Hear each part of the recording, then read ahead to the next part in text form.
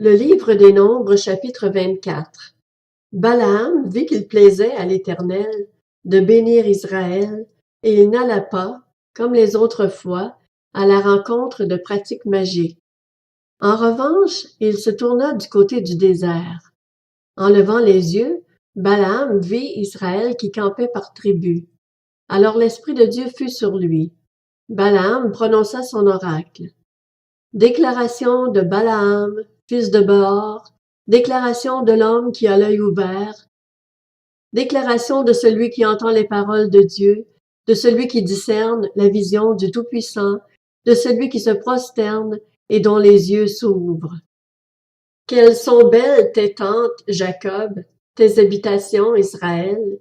Elles s'étendent comme des vallées, comme des jardins près d'un fleuve, comme des aloès que l'Éternel a plantés, comme des cèdres le long de l'eau. L'eau déborde de ses seaux et sa semence est abondamment arrosée. Son roi s'élève au-dessus d'Agag et son royaume devient puissant. Dieu l'a fait sortir d'Égypte, il possède la force du buffle. Il dévore les nations qui l'attaquent, il brise leurs os et les abat de ses flèches. Il plie les genoux, il se couche comme un lion, comme une lionne. Qui le fera se lever? Béni soit celui qui te bénira, et maudit soit celui qui te maudira. La colère de Balak s'enflamma contre Balaam.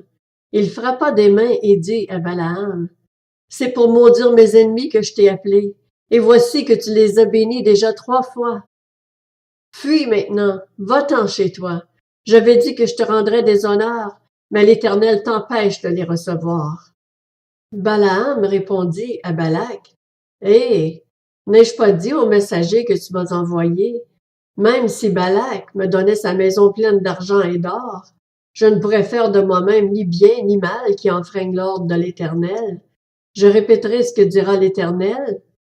Maintenant, je retourne vers mon peuple. Viens, je vais t'annoncer ce que ce peuple fera au tien dans l'avenir. » Balaam prononça son oracle. Déclaration de Balaam, fils de Beor, déclaration de l'homme qui a l'œil ouvert, déclaration de celui qui entend les paroles de Dieu, de celui qui possède la connaissance du Très-Haut, de celui qui discerne la vision du Tout-Puissant, de celui qui se prosterne et dont les yeux s'ouvrent. Je le vois, mais non pour maintenant.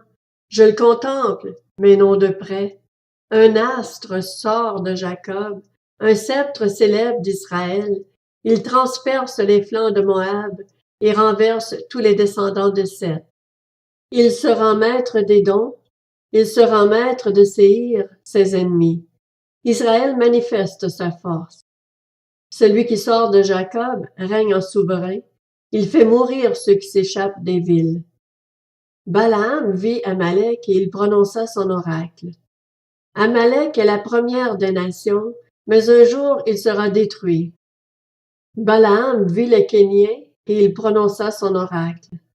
Ton habitation est solide et ton nid est posé sur le rocher, mais le Kénien sera chassé quand l'Assyrien t'emmènera prisonnier. Balaam prononça son oracle. Quel malheur! Qui survivra lorsque Dieu aura établi l'Assyrien? Mais des bateaux viendront de Kittim. Ils humilieront l'Assyrien, ils humilieront l'Hébreu, et lui aussi sera détruit. Balaam se leva, partit et retourna chez lui. Balak s'en alla aussi de son côté.